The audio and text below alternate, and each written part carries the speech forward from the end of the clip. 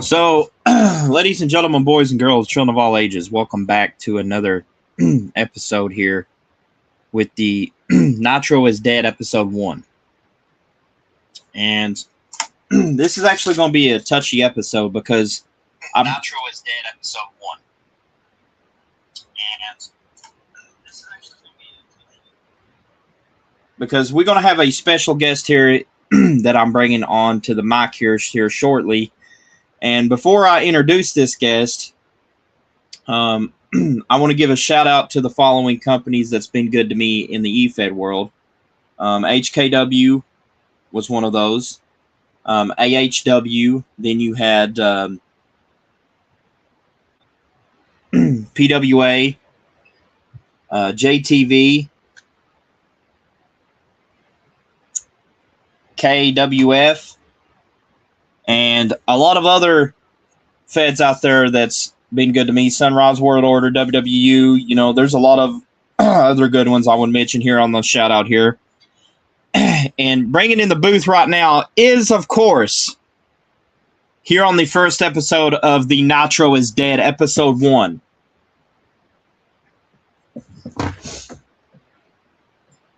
He is the TNA United States Champion, DJ Chaotic. What's good, ladies and gentlemen? How things going with everybody? Good to be on. But at the end of the day, I am the owner of KXN Network that founds the XEW Net show and KWF show, and also the Valkyrie Women's Division show that'll be upcoming soon. So be on the lookout for that. Since I gotta ask you, DJ, on this talk show here. First of all, I know you're having problems with Jackson Henderson, a guy that's literally trying to do everything he can to get the United States title shot. What do you got to say to Jackson Henderson as the TNA United States champion? Speaking of this man, let's be completely honest here, Jackson. I beat your ass at the pay-per-view. Now you want to come crawling back to get a shot at the championship again that you never earned. But at the end of the day, you want me to play by your rules. At the end of the day, last time I checked, the champ owns the title. So the champ, you got to play by champ's rules. But that's all good because you'll find out one way or the other that you don't hold shit against the champ. The king makes the rules. So at the end of the day, you're going to find out the hard way, son. Fuck around and find out when you come against the king. You better not miss.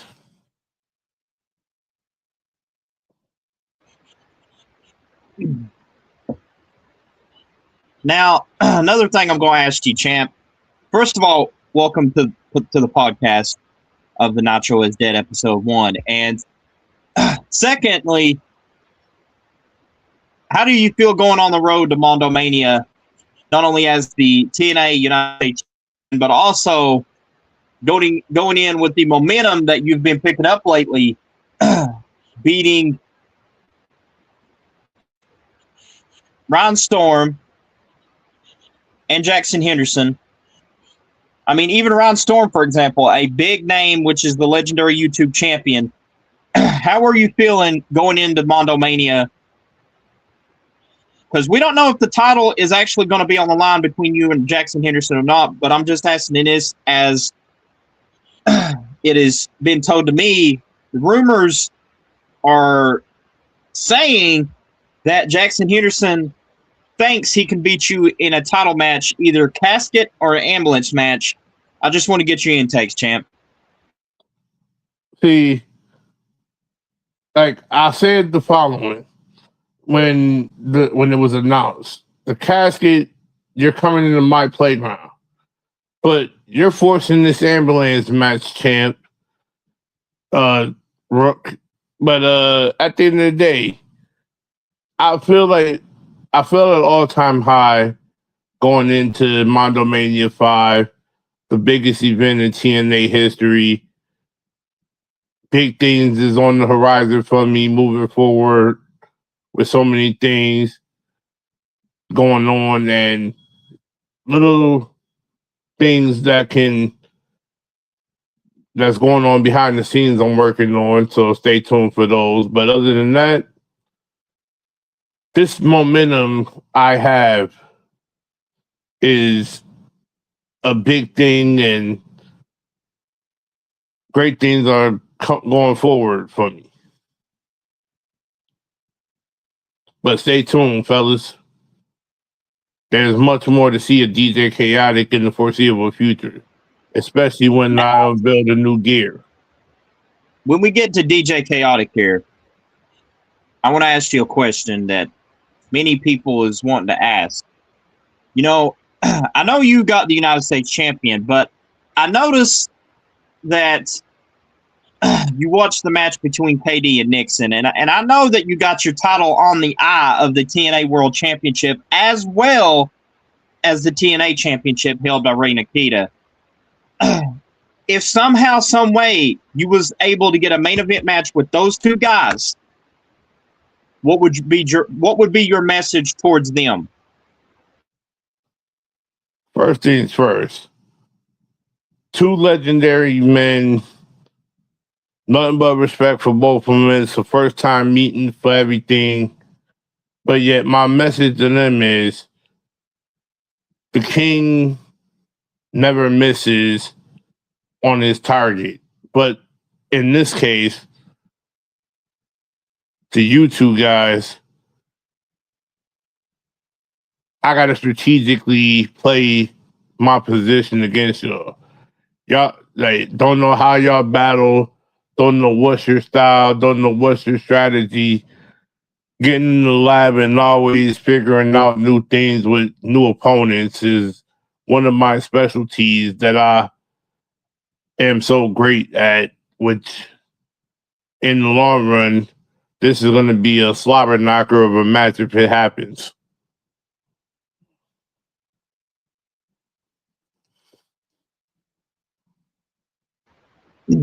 Now, I noticed something also. I noticed that when you had a match with the GOAT KC, Jackson Henderson kind of played mind games by coming out using his entrance to cost you that big time match. Now, I got to know what's your thoughts on that for not only costing you a match against a big star like that, but also what's running through your mind, champ? See, one thing Jackson Henderson needs to realize here. When you interfere in a match, and this is me knowing experience from the OTC KC, he's one of those type of people where he don't like interferences in this match unless it's in the cards. You ruined the perfectly good match, Jackson Henderson, and that was a bitch move on your part. And there's nothing else to be said about that. When you disrespect a legendary match of that magnitude, you're lucky the OTC don't come after your forehead.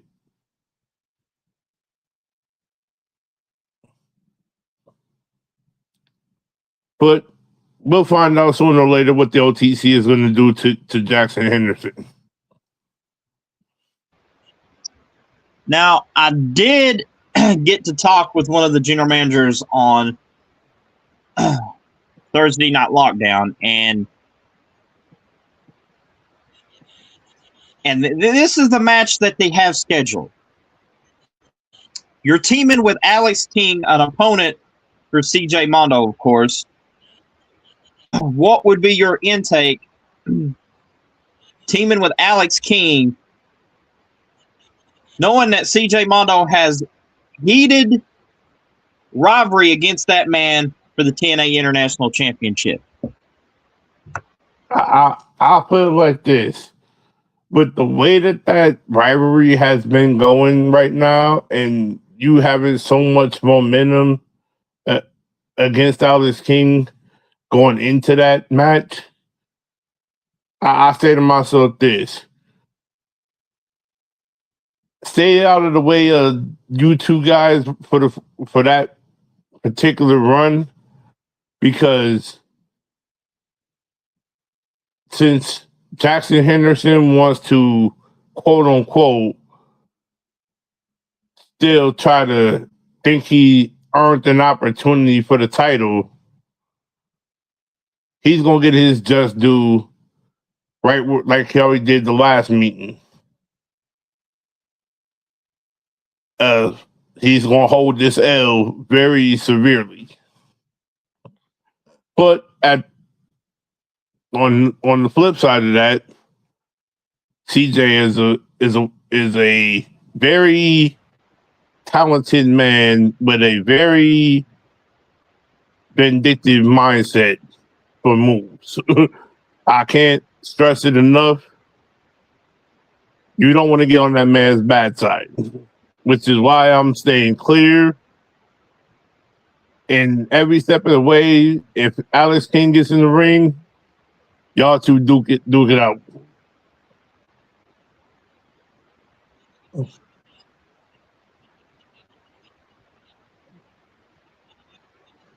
Now, the question is I'm going to ask here for this little segment is, with everything that's been going on in Mondo Mania, you know, huge stack cards like Ron Storm versus Big John Bundy for the legendary YouTube title. Then we got Alex King and CJ Mondo for the international title, and a match that was recently announced, the triple threat match between MMA Maximum Mario Armstrong, the adopted son of Ricky Armstrong, taking on KD and Combat Genius. And rumors going around that Jackson Henderson is taking on you either in a casket or ambulance match. How are you going to prepare for one of those two matches? Both of them are brutal, if I could say the least. But here's the twist that everybody fails to realize here. Jackson Henderson, before you even get the Mondo Mania, you have to realize there's a locker room full of people gunning for your forehead. Or if you forgot clearly in the chat, there is a man that's going to take out, there's people wanting to take out Jackson Henderson. If anybody does decide to take him out before Mondo Mania, you get the shot with me versus the United States Championship.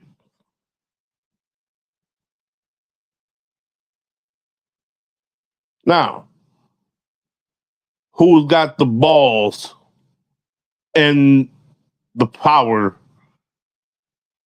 to take out Jackson Henderson? So when you mean anybody, do you mean anybody on the TNA roster or anybody in the EFED community? The shot is for anybody. You can be an outside source.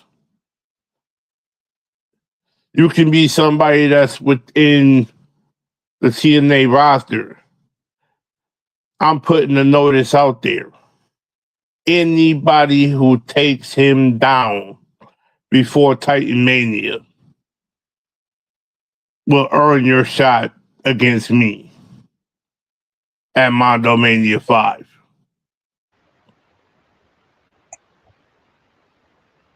Now, with you holding the United States Championship, we did see Nick Cayenne basically said and quoted that he's a better champion than you. What is your intakes on that? See, this is where, all respect to Nick, but you got to realize, Nick, it's the championships doesn't make the man. It's what you do with the championship that makes you. And at the end of the day, I may hold this United States Championship with pride, but guess what? I'm building the roster every step of the way. I'm the type of man that's going to sit there and say to himself, take a guy that's brand new, give him the rub, teach him the ways of the roster, and ultimately see how he elevates after that. All it takes is one major break for a man to seize the moment or a woman seize the moment.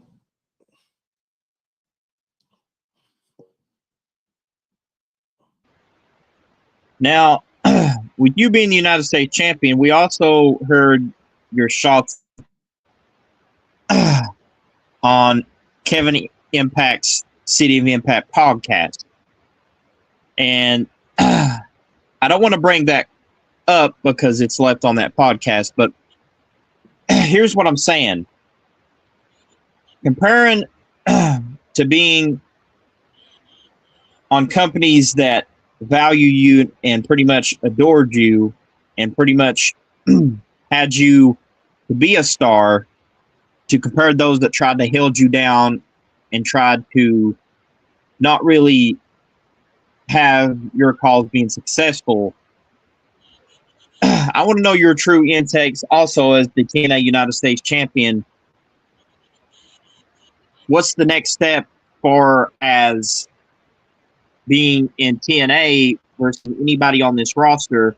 What's your next step for DJ Chaotic? My next step is to overlook this roster and try to see which guys I can bring up the ladder or whatever ladies want to come up the ladder. Bring them into my group, whether it be the Kingdom or the Vixens, and ultimately we give them a rub that they never had in their previous show or whatever the case may be, because I feel like there are creative people in this industry that deserves a shot at growing and improving and ultimately feeling that love and value that anybody else in the car community would bring to them. Show them the ropes of the industry. Like, we have so many guys in TNA right now that would ultimately be a huge factor for any up and coming talent that wants to get the attention, seize the moment, if you will. You know how that go. And that's the ultimate thing I want to see. People shining at their brightest moment.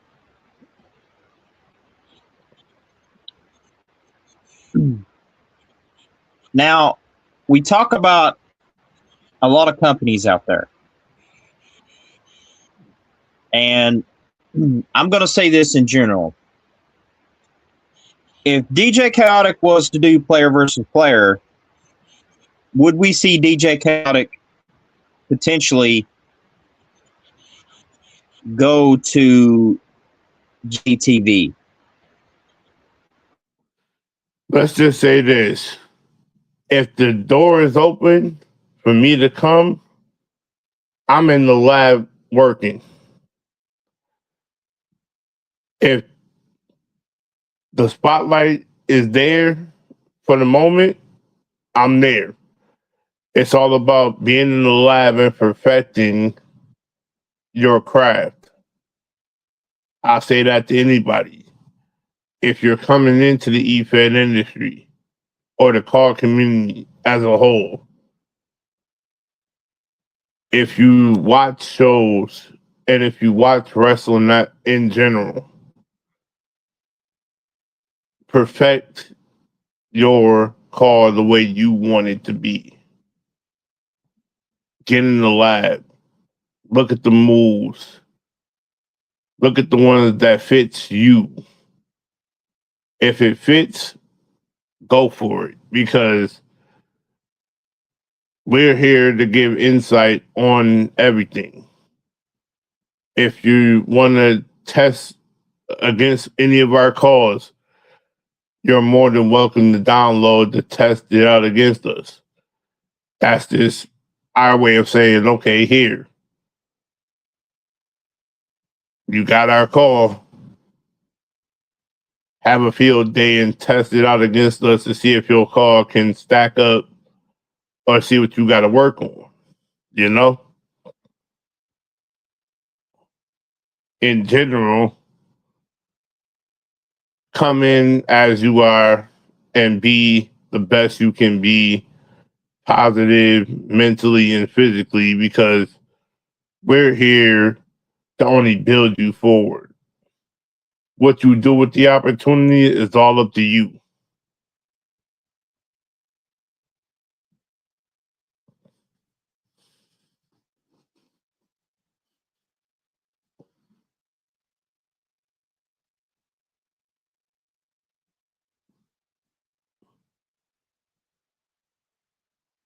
But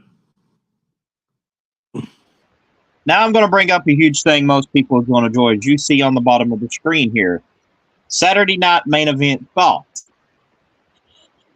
Now, I know a lot of people has watched the main event between Gunther and John Cena. Now, I know how I personally feel about it, but I definitely want to ask you, DJ, not as DJ the call, but behind the call, your thoughts about that one particular match between Cena and Gunther. here's the ultimate thing I'll say as a whole about that moment, okay? You had a perfectly executed match. No ifs, no ands, no buts about it. Fans was all there for Cena's final moment. But the one thing that I'll say that shouldn't have never happened, he should have never gave up. Because his whole slogan, his whole catchphrase is never give up. You screwed up that whole feeling by making him tap out the Gunther. Now, here's a question that I'm going to ask you also in the chat. What's your favorite moment with John Cena? Getting on this topic. Here's my ultimate favorite moment. I'll take you back. I think it was WrestleMania 21, the whole promo segment with JBL. It's a couple of moments, don't get me wrong, but it's this one particular moment where John Cena's character excelled very tremendously against JBL. He had funny moments, he had his serious moments, but ultimately in the long run, it was his major break to becoming the man that he is now. And without these moments, and I'll say this, without Stephanie McMahon giving him his ultimate break, I feel like Cena wouldn't be in the spotlight as everybody thinks he would. But that's just off of sheer work and determination that he did. 28 years of seeing Cena elevate the business and putting people in position. You don't see too many wrestlers putting people in position like Cena did.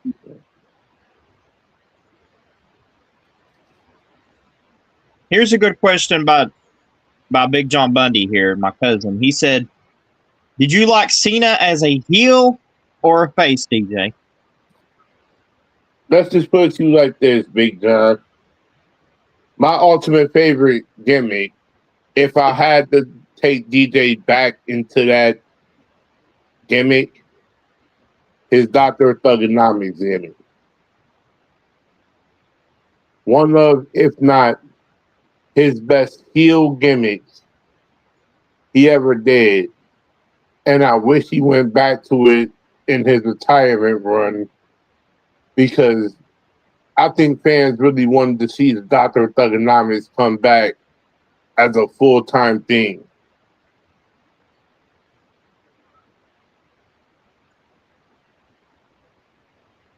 I definitely agree with you on that.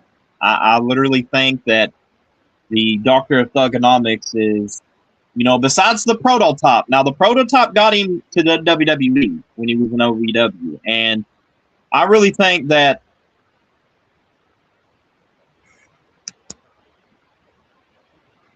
the thing I like about John Cena is the way he had I would say, the communication with the kids with the Make-A-Wish Foundation. Like, there will be nobody, like, I'm not trying to say this as, I'm trying to say this in general that I don't think there's going to be another John Cena that can do what he does. Like, he made the Make-A-Wish Foundation a big thing. Like, I don't think there's nobody in WWE that can do what he did. Agreed.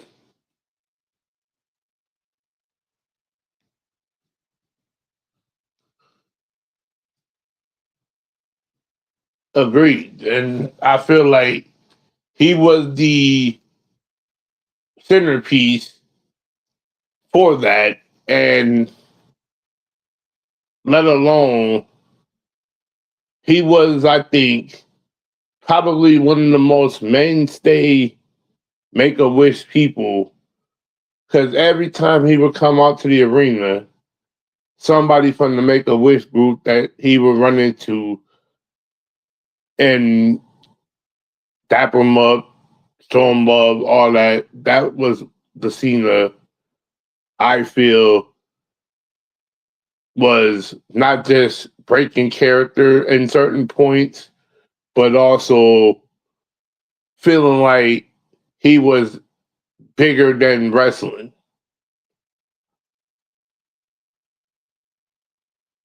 And not too many people you could say was bigger than wrestling than John Cena.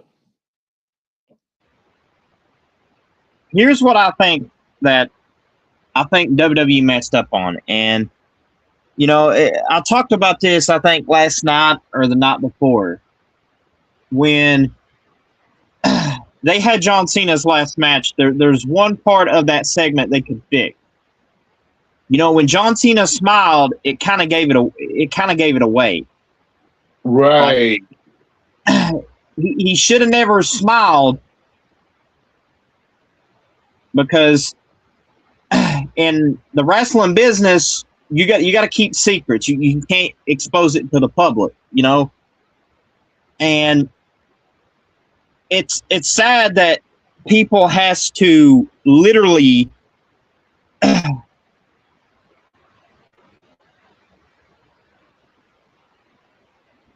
do the things that they done, especially the story writing team at WWE. They completely screwed Cena's last match up, and this is really going to affect history, and I'll tell you why. 20 years down the making, people is going to remember the 17-time world champion by this match. The historic 17-time beating Ric Flair's record just by that one screwed, smiley face, dumb spot. Screwed pretty much everything about it. And not to mention, not only would he be a 17-time world champion, he finally achieved something that he set out so gratefully when he beat Dominic Mysterio and finally joined the Grand Slam Champion Club. Because the one thing that eluded John Cena all his career, he never won the Intercontinental Championship. Yet, once he got it, any questions, DJ, fill this chat up with it. like once he got it, that was where everything went the way it did. Like once he won that Intercontinental Championship, he finally got something that eluded him.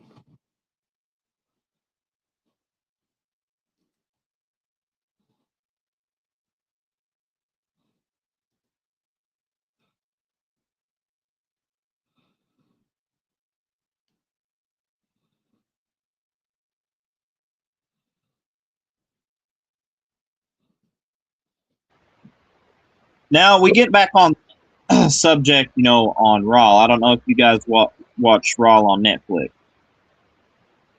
I know that Gunther, they were pushing him as a heel, and Gunther basically said that pretty much he made John Cena tap out like the bitch. Now, I really think that we're going to see Cena return, and here's why. When you are so cocky as Gunther, I think Gunther, even if he faces Brock Lesnar at SummerSlam, which that's another rumor that's out there, I think John Cena is going to have some sort of show up to cost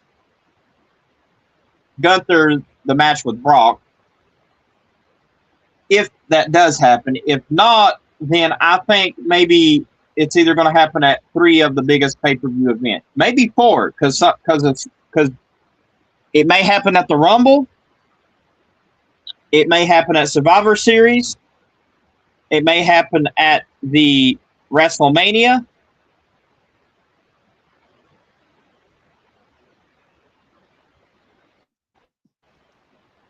And it may happen at SummerSlam. SummerSlam, they want, that's the thing about SummerSlam, WrestleMania, Survivor Series, and Royal Rumble. That's the big 4 pay-per-view. So that's why I said they got something planned for Cena at one of those big 4 pay-per-views. I don't know which one it is, but I can guarantee you one of those big 4 pay-per-views, we're going to see Cena back.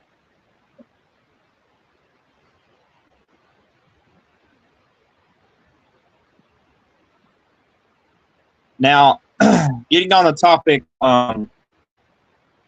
back on track here. As the TNA World Heavyweight Championship held by Nixon Wolf, and also you have Ray in here that is the TNA champion. If you could face any of those 2 guys at Mondo Mania, at one of the Mondo Manias, even, probably not this year, but next year down the road, let's say if you do win the Rumble, who would you face? Ray Nakia or Nixon Wolf? One of the big matches that I'm saying right now that I've had on my bucket list, and I will be revealing this list later today, of bucket list matches that I have. Both Ray and Nixon are on the bucket list, but more if I had to put it in order, Ray Nakia is probably one of those guys, never faced him, but would like to see what type of match I would bring to the table to a guy like Ray Nakia.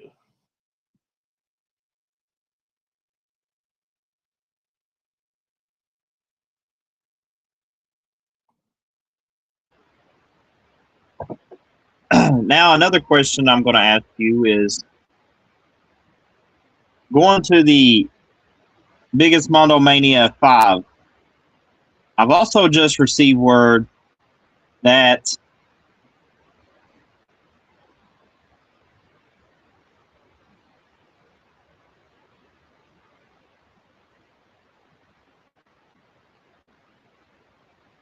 Ryan Storm and Big John Bundy are going in their little title match. But I've also received word that there is a masked man that's going to show up. What do you got to say?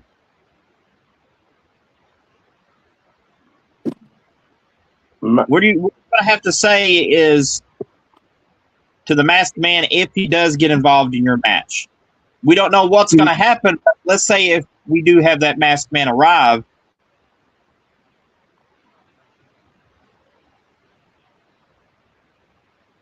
Now, masked man.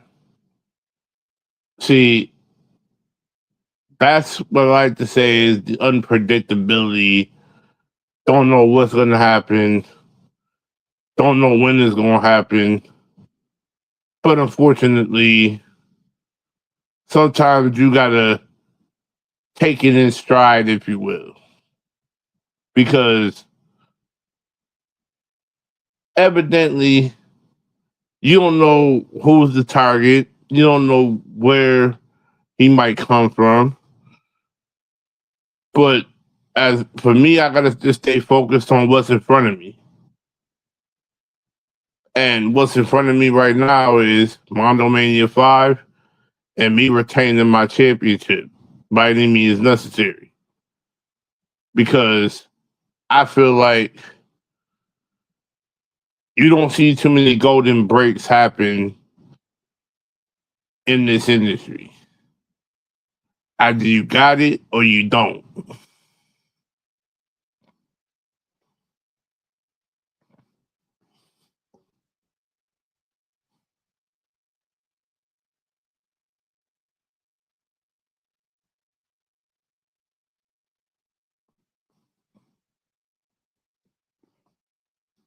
But yeah.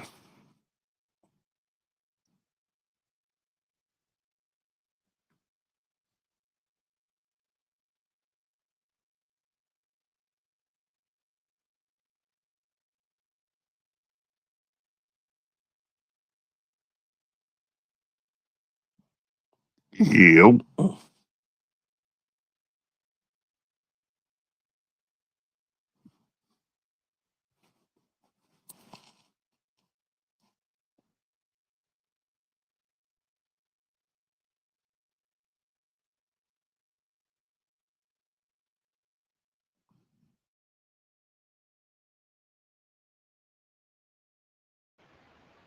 So here's the thing that I'm going to ask in the chat here, and I think DJ Chaotic kind of scrambled out, but this is for the chat.